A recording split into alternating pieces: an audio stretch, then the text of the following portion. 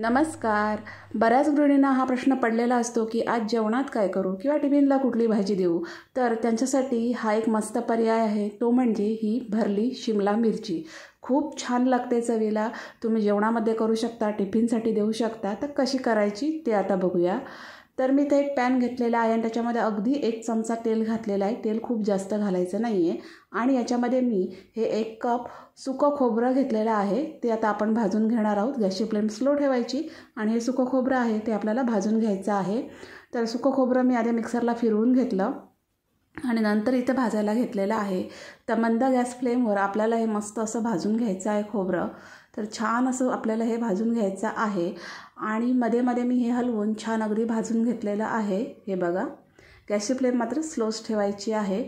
आणि खोबरं अर्धवट भाजून झालं की मध्ये मी थोडीशी जागा केली आणि इथे 1 चमचा पांढरे तीळ घातलेले आहेत आणि तीळ पण आपल्याला इथं असे भाजून घ्यायचे आहेत. तीळ चमचा अगोदरच घातले असते तर ते करपून गेले असते. मग अर्धं खोबरं भाजून घ्यायचं आणि मग तीळ घालायचे आणि नंतर मग खोबरं असं मस्त गोल्डन ब्राऊन रंग येईपर्यंत छान अगदी भाजून घ्यायचं आहे. मंद गॅस फ्लेमवर गॅस बंद केलेला आहे. तर इथं मी पाव किलो ही शिमला मिरची घेतलेली आहे आणि ह्या बघा, त्याला स्वच्छ असं धुवून घेतलं मी आणि त्याचा देठाकडचा भाग काढून टाकला आणि त्याच्या आतमध्ये ज्या बिया असतात त्या सगळ्या काढून टाकलेल्या आहेत.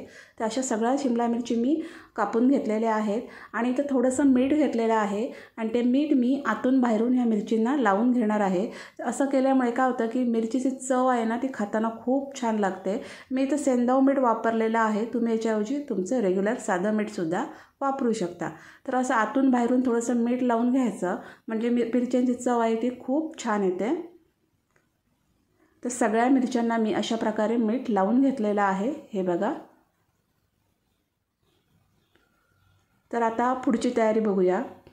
तर मगाशी जे आपण खोबरं आणि तीळ भाजून घेतलेलं आहे तर ते आता थंड झालेलं आहे. ते पूर्ण गार करून घ्यायचं आणि मिक्सरच्या जारमधनं त्याला एकदम असं बारीक करून घ्यायचं. हे बघा, ते मी मिक्सरच्या जारमध्ये घातलं आणि पाणी न घालता बारीक केलेलं आहे. हे बघा, त्याची मस्त अशी पूड करून घ्यायची.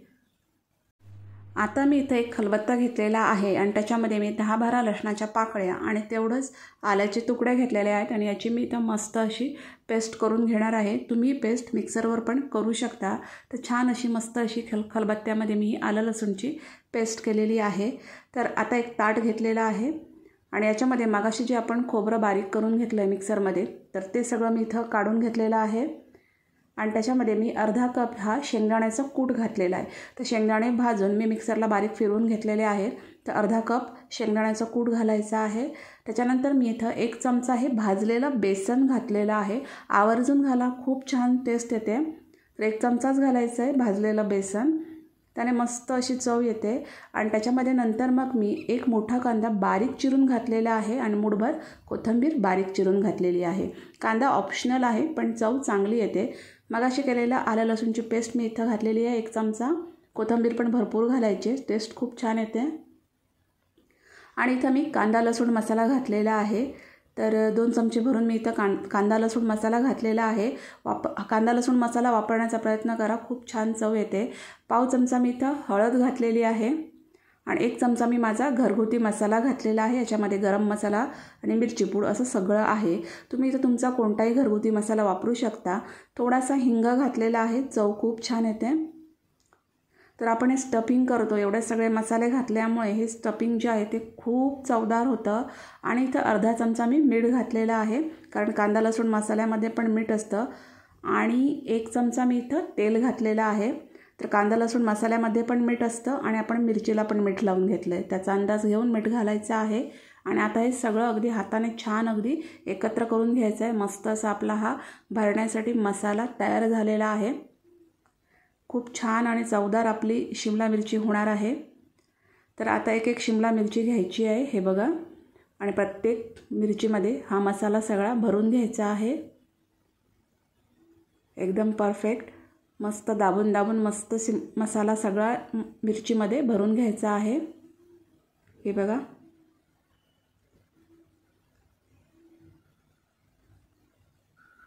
तर अशा प्रकारे मी सगळ्या मिरच्या ह्या भरून घेतलेल्या आहेत मस्त एकदम.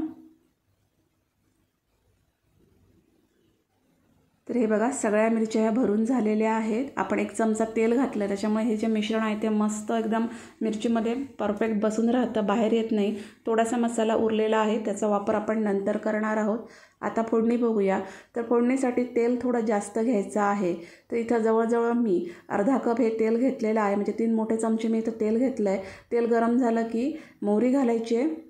मोहरी चांगली तडतडली की नंतर मग आपल्याला याच्यामध्ये अर्धा चमचा जिरं घालायचं आहे. हे बघा जिरं पण चांगलं फुलू द्यायचं आहे. आणि नंतर कढीपत्ता घालायचा आहे आणि हे चांगलं परतवून घ्यायचं आहे तेलामध्ये. गॅसची फ्लेम यावेळी स्लो ठेवायची आहे.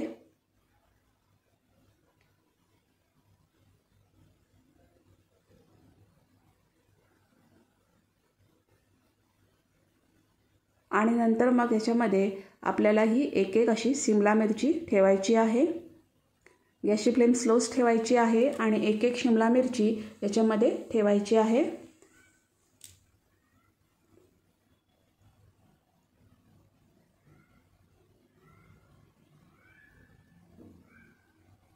असं तेल सगळीकडे लावून घ्यायचं आहे, म्हणजे मिरचीच्या खाली सगळीकडे तेल राहील. असं थोडंसं पॅन मी हलवून घेतला आणि याच्यावर झाकण ठेवून मी याला मंद गॅस फ्लेमवर 5 मिनटाची वाफ दिली. हे बघा 5 मिनटं झालेली आहे. गॅसची फ्लेम मात्र स्लोच ठेवायची वाफ देताना.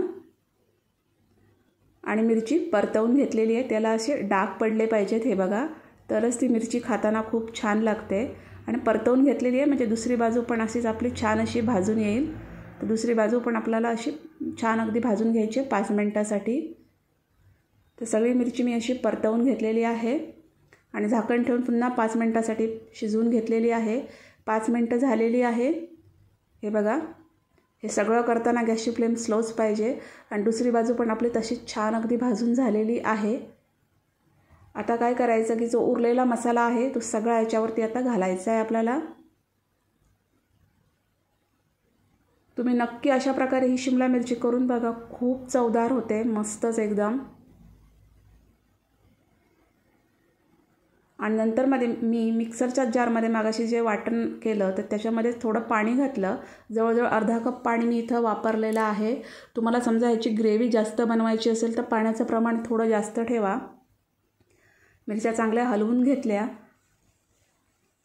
आणि याच्यावर झाकण ठेवून मी पुन्हा याला 5 मिनटाची वाफ दिलेली आहे.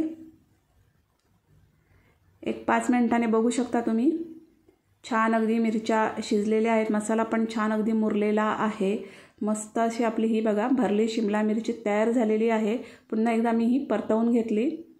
बघू शकता त्याचा मसाला कुठेही बाहेर पडलेला नाही आहे. आणि नंतर अगदी 1 मिनटाची मी याला वाफ दिली आणि मस्त आपली अशी भरली शिमला मिरची इथं तयार झालेली आहे.